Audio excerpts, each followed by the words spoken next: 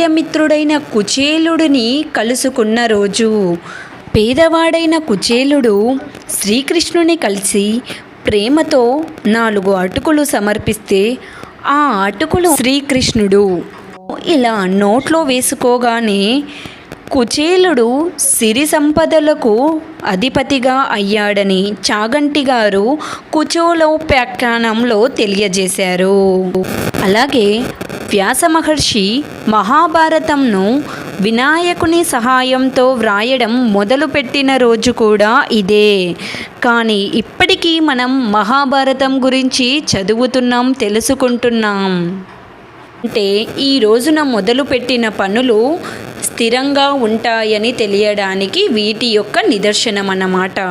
ఇప్పుడు మనం అక్షయ తృతీయ యొక్క విశిష్టతను తెలుసుకున్నాం కదా. అయితే ఈరోజు మనం ఏం చెయ్యాలి? మనం అక్షయ తృతీయ రోజు